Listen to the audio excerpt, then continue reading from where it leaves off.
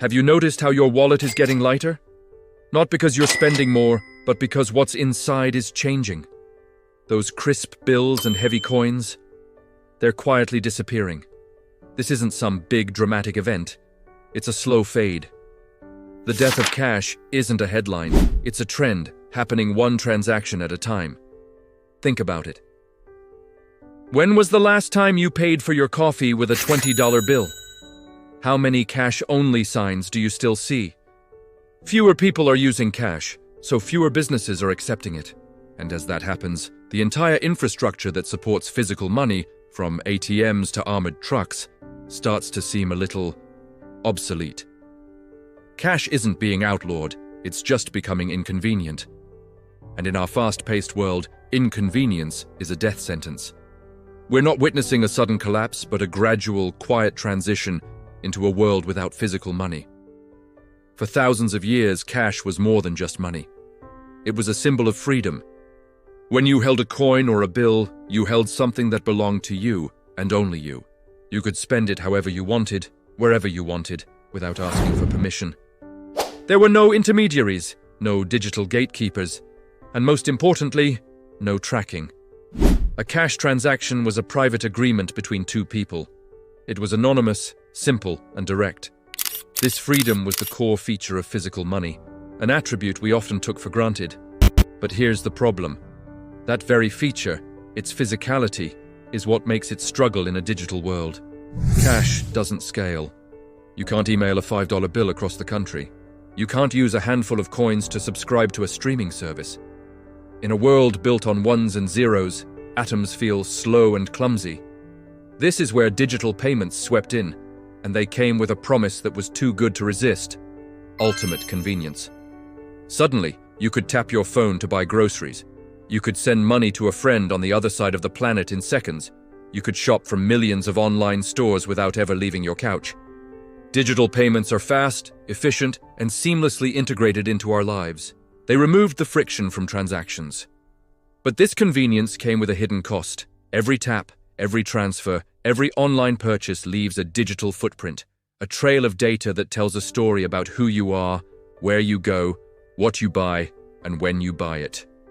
We traded the anonymity of cash for the speed of digital, and for most of us, it felt like a pretty good deal. As we use less cash, something else is happening under the surface. The systems that manage our money are gaining more control. In a fully digital economy, rules can be programmed directly into the money itself.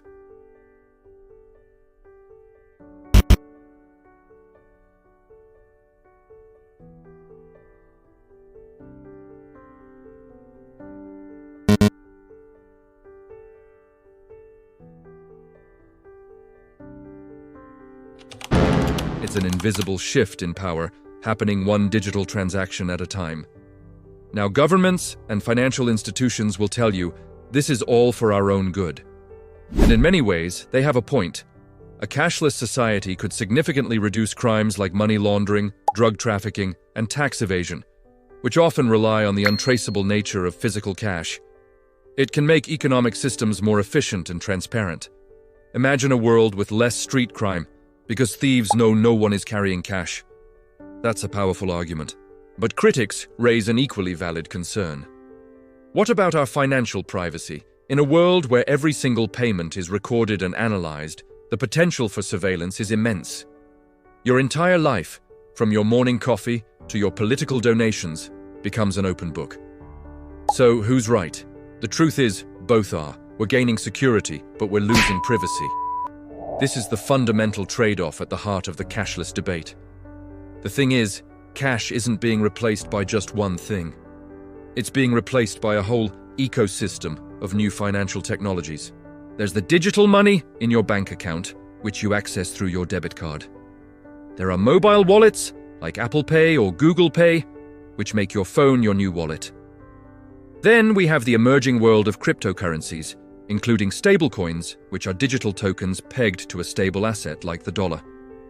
And perhaps most significantly, we have central bank digital currencies, or CBDCs, which are digital versions of a country's official currency, issued directly by the central bank. Each of these replacements comes with its own set of rules, benefits and drawbacks. They're all competing to become the new standard for how we transact and store value in the digital age. This is where it gets complicated, because there's no perfect substitute for cash. Each replacement system forces us to make a choice. Do we prioritize convenience over privacy, speed over control, stability over flexibility?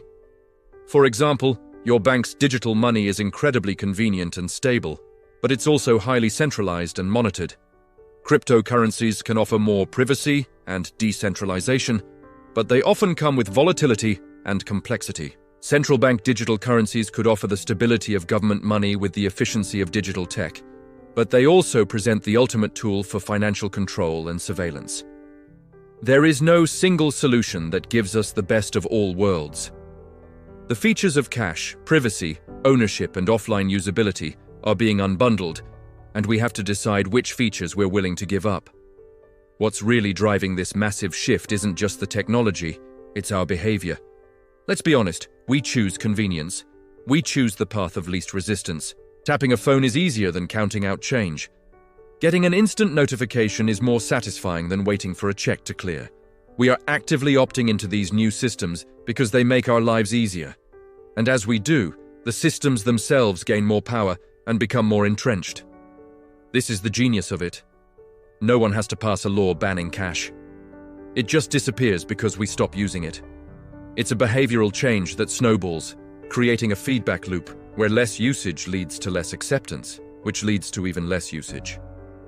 That's how cash dies, not with a bang, but with a billion convenient taps.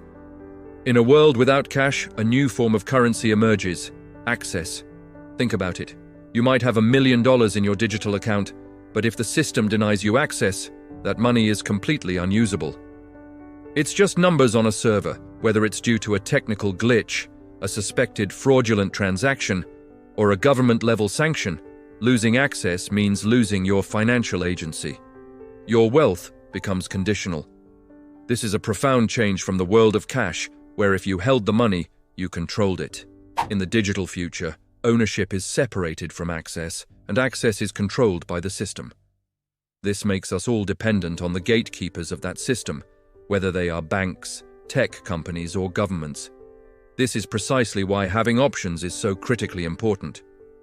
The real danger isn't digital money itself, it's dependence on a single system. True financial resilience in the coming decades will come from having optionality. That means having multiple ways to pay, multiple ways to store your wealth, and access to multiple financial rails or networks. Maybe that's a combination of traditional bank accounts, mobile wallets, some cryptocurrency, and yes, maybe even a stash of physical cash for emergencies. When you're not entirely dependent on any one platform, you retain your freedom and flexibility. You're not at the mercy of a single point of failure. Dependence is the real risk, and diversification is the best hedge against it. The future will belong to those who take the time to understand these new systems before they become mandatory. The people who get ahead are the ones who see the transition happening and adapt early. They learn about digital wallets, they understand the basics of blockchain. They explore the different options for storing value beyond their primary bank account. They don't wait until their old way of doing things is no longer an option. By adapting early, they retain their flexibility and control over their financial lives. Those who ignore the shift will one day wake up and find themselves forced to use a system they didn't understand and had no say in choosing. They will be the rule takers, not the rule makers. Even as cash fades from our daily lives, its legacy will endure. It will remain the benchmark against which we measure all other forms of money. For every new payment system that emerges, we will have to ask, is it as private as cash? Is it as censorship-resistant as cash? Do I truly own it, the way I own a bill in my hand? Every new technology reveals what we've gained, like speed and global reach. But it also highlights what we've lost, like privacy and unconditional ownership. Cash may not survive as the default medium of exchange, but its role as a philosophical yardstick is more important than ever. It forces us to have a conversation about what we truly value in our money. So the death of cash isn't a sudden collapse. It's a transition. It's slow, it's quiet, and it's almost certainly irreversible. The convenience is too compelling and the momentum is too strong. We are moving towards a future where money is increasingly abstract, a flow of data rather than a physical object. The fundamental question we all need to ask ourselves is not whether cash will disappear, because it's already happening. The real question is, will you understand what replaces it before you have no choice but to use it? Will you take the time to learn, adapt, and position yourself to thrive in this new financial world? Ultimately, money is becoming invisible, and the rules that govern it are becoming automatic. The entire financial landscape is being rewritten in code. And in any great shift, those who understand the new rules and the new systems will always have the advantage.